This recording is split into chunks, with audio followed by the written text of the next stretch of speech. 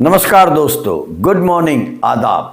इन दिनों हमारी राजधानी में यानी नई दिल्ली में एक सम्मेलन चल रहा है, एआई इम्पैक्ट समिट नाम से, आर्टिफिशियल इंटेलिजेंस का समिट।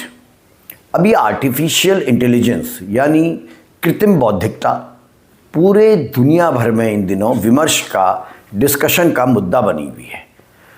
और एक तरफ इसको अपनाने वालों की संख्या तेजी से बढ़ती जा रही है, तो दूसरी तरफ बहुतों को ऐसा लग रहा है कि आने वाले समय में ये भस्मासुर बन जाएगी। इसलिए इस विषय पर बोलना, इस समिट पर बोलना बहुत आवश्यक है, समझना बहुत आवश्यक है।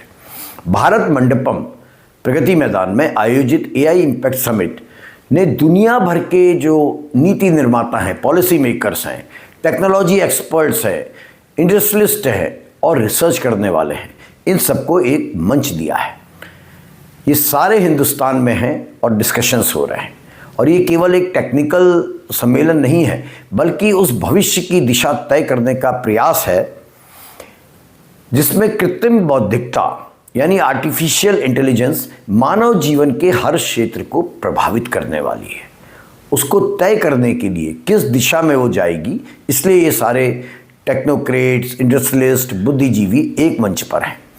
आपको जानकर आश्चर्य होगा, इस सम्मेलन में विश्व के 100 से अधिक देश के प्रतिनिधि, जिनमें कई मंत्री शामिल हैं, विश्व भर की टेक्नोलॉजी कंपनियों के मालिक, उनके एक्सपर्ट्स और नीति विशेषज्ञ भाग ले रहे हैं। और चर्चा का विषय केवल ये नहीं है कि आर्टिफिशियल इंटेलिजेंस एआई क्या कर सकता है, बल्कि यह भी है कि उसे किस दिशा में और किन सीमाओं के भीतर विकसित किया जाना चाहिए। देखिए, एआई इम्पैक्ट समिट जो है ये विश्व भर में आयोजित होती है। इसकी शुरुआत 2023 में हुई, जब एआई पैदा ही हुआ था, और ये हुई थी ब्रिटेन के ऐतिहासिक पार्क में, उसका नाम है ब्लेशले पार्क।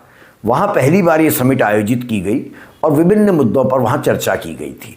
और उस सम्मेलन में यह तय किया गया कि एआई केवल एक नई टेक्नोलॉजी मात्र नहीं है, बल्कि उसमें बहुत सारे खतरे भी निहित हैं, यानी वो भस्मासुर भी बन सकती है। 2024 में दक्षिण कोरिया की राजधानी सियोल में सम्मेलन हुआ। वहाँ सारा ध्यान एआई के विकास और उसको कैसे कंट्रोल किया जाए, क्या रेगुलेशंस हो, उस पर केंद्रित रहा। 2025 में फ्रांस की राजधानी पेरिस में हुआ, जिसका नाम रखा गया था एआई एक्शन समिट। और इसमें ये चर्चा आगे बढ़ी कि केवल जोखिमों की पहचान नहीं, जो खतरे हैं एआई से, बल्कि ठोस नीति बनाए जाने की जरूरत है। इस पर काफ़ी डिस्कशन हुआ और अब 2026 में भारत में यह आयोजित है एआई इम्पैक्ट समिट। पहली बार वैश्विक जितने भी देश हैं, विश्व भर के जितने देश हैं, विकासशील देश, उनकी भूमिका को केंद्र में रखकर एआई के भविष्य पर यहाँ पर चर्चा की जा रही है। और हम यानी भारत ने इस समिट को केवल मेजबानी का अवसर नहीं माना है, बल्कि नेतृत्व की भूमिका को भी हाथ में लेने का भारत प्रयास कर रहा है।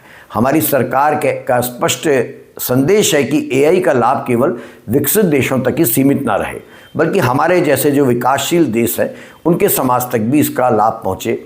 हेल्थ हो, एग्रीकल्चर हो, एजुकेशन है, या डिजिटल दुनिया, डिजिटल गवर्नेंस, इन जैसे क्षेत्रों में एआई के उपयोग को भारत एक सामाजिक परिवर्तन के टूल के रूप में पेश करना चाहता है। हम ये भी अंडरलाइन कर रहे हैं, रेखांकित कर रहे हैं कि एआई को मानव केंद्रित बनाया जाए। वो मनुष्य का भविष्य ना तय करे, बल्कि मनुष्य के हाथों में उसका कंट्रोल रहे। उसका उद्देश्य होना चाहिए कि मानव जीवन को सुरक्षित और सरल बनाया जाए। लेकिन जो खतरे सामने आ रहे हैं कि आने वाले समय में ये मनुष्य को ही कंट्रोल करने लगेगा, उस पर भी इस बार व्यापक चर्चा हो रही है। देखिए, एआई के जो सबसे बड़े प्रभाव हैं, उनमें से एक है रोजगार पर इसका भारी असर। सारे विशेषज्ञ मानते हैं और दिख भी रहा है इन दिनों कि आने वाले वर्षों में जो पारंपरिक नौकरियां हैं, वो सब एआई संभाल लेगा। पारंपरिक काम एआई संभाल लेगा, यानी नौकरियां कम हो जाएंगी। डेटा एंट्री का काम है, जो बीपीओ के काम है, ग्राहक सेवा के काम, सामान्य जो मीडिया में ले लीजिए, जो हम खबरें लिखते हैं, ये सब कुछ काम एआई करने लगेगा। और एआई तो अब करने भी लगा है। हालांकि ये तर्क दिया जा रहा है कि हर तकनीक जो टेक्नोलॉजी की जो रिवोल्यूशन होता है, तकनीकी क्रांति जिसे कहते हैं, वो नई नौकरियां भी पैदा करती है। जैसे इंडस्ट्रियल रिवोल्यूशन जब आया, औद्योगिक क्रांति, उसने मशीन ऑपरेटर, इंजीनियर और मैनेजर जैसे कई नए पेशे उत्पन्न किए। वैसे ही ये कहा जा रहा है जो एआई के समर्थक है कि एआई डेटा वैज्ञानिक पैदा करेगा, उनकी नौकरियां पैदा होंगी। एआई के जो एक्सपर्ट्स होंगे, प्रशिक्षक होंगे, वो उनके लिए नौकरियां मिलेंगी।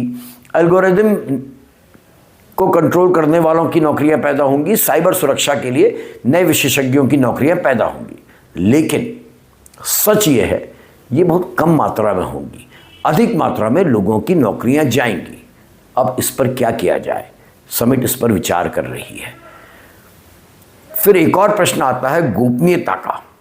एआई की जो पूरी पावर है वो डेटा पर आधारित है।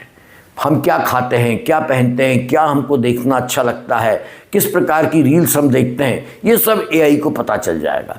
यानी वर्चुअली हमारे बारे में सारी जानकारी अब इस भस्मासुर के पास होगी और ये हमारी गोपनीयता के लिए खतरा बन जाएगी। ये चेहरा पहचान सकता है। आप किसी मॉल में घूमने गए, एआई बता देगा आप घर से कहकर निकले हैं, आप पढ़ाई करने जा रहे हैं, कार्यालय जा रहे हैं, मगर आप किसी मॉल में हैं, एआई आपको, आपकी घरवाली या आपके परिवार आपका चेहरा एआई में डालेगा और पूछेगा ये साहब कहाँ हैं, एआई ट्रैक करके बता सकता है।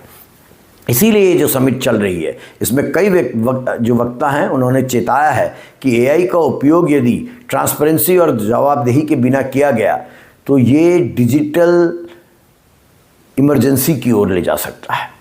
इसलिए डेटा संरक्षण कानून, एआई ऑडिटिंग प्रणाली और स्वतंत्र संस्था जो इस पर नज़र रख सके, उनको बनाए जाने पर इस समिट में बात चल रही है। कई सुरक्षा विशेषज्ञों ने विशेष रूप से एआई संचालित ऑटोमेटेड वेपन्स की पर चिंता जताई है।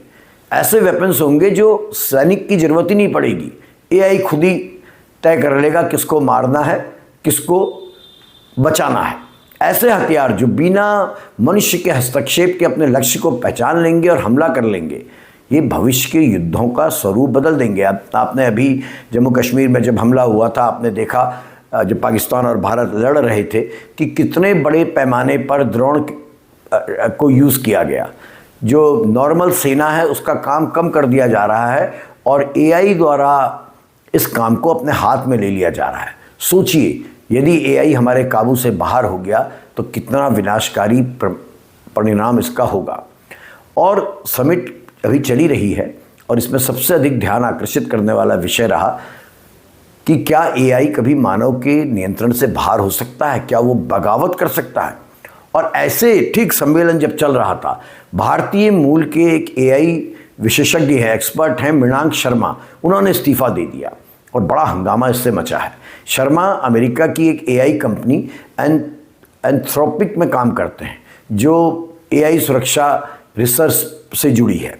उन्होंने इस्तीफा दे दिया और उन्होंने चेतावनी दी है अपने रेजिग्नेशन में कि एआई का विकास अत्यधिक तेज गति से आगे बढ़ रहा है और उस अनुपात में इसको कंट्रोल कैसे किया जाए, इस भस्मासुर को मनुष्य अपने काबू में कैसे रखे, उस पर काम नहीं हो रहा है।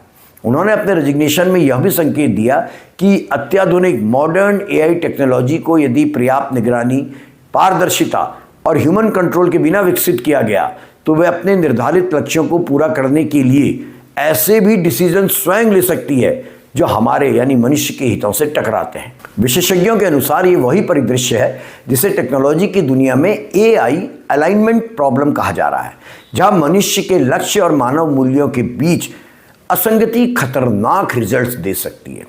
हालांकि अधिकांश वैज्ञानिक कहते हैं कि वर्तमान एआई प्रणालियां अभी भी मानव के नियंत्रण पर और प्रोग्रामिंग पर निर्भर हैं। लेकिन शर्मा का इस्तीफा साफ कह रहा है कि तकनीकी कंपनियों के भीतर भी सुरक्षा बनाम गति की बहस तेज हो रही है। शर्मा ने अपने रेजिग्नेशन में कहा है कि यदि कंपटीशन और बाजार की बढ़त की होड़ में सुरक्षा को पीछे छोड़ दिया गया तो निश्चित है एआई भविष्य में विनाशकारी निर्णय ले सकता है। इस चेतावनी ने इस सम्मेलन में उपस्थित टेक्नोलॉजी एक्सपर्ट्स को, पॉलिसी मेकर्स को ये सोचने पर मजबूर कर दिया है कि क्या इंटरनेशनल लेवल पर जो एआई विकास के लिए नियम बनाए जा रहे हैं, स्वतंत्र निगरानी तंत्र बनाने की बात हो रही है, उनको जल्दी बनाना आवश्यक तो नहीं है। और देखिए, एआई केवल जोखिमों की बात नहीं करता है। एआई चिकित्सा क्षेत्र में कैंसर और अन्य बीमारियों की प्रारंभिक पहचान में भी सहायक हो रहा है। ये इसका पॉजिटिव पार्ट है। कृषि में मौसम और मिट्टी का जो विश्लेषण किया जाता है वो एआई बहुत अच्छा कर सकता है। शिक्षा में व्यक्तिगत सीखने की प्रणालियाँ छात्रों की क्षमता के अनुरूप तैयार कर सकता है। नई दिल्ली में आयोजित इस समिट में कई भारतीय स्टार्टअप और भारतीय रिसर्च इंस्टीट्यूट्स ने कई समाधान ऐसे पेश किए हैं जो ग्रामीण और वंचित क्षेत्रों तक एआई के लाभ पहुंचाने के लिए बड़ा काम कर सकते हैं। एआई इम्पैक्ट समिट ने यह स्पष्ट किया है कि एआई का भविष्य केवल तकनीकी नवाचार पर, टेक्नोलॉजी पर निर्भर नहीं है, बल्कि वैश्विक इंटरनेशनल सहयोग और ट्रांसपेरेंसी पर भी आधारित है।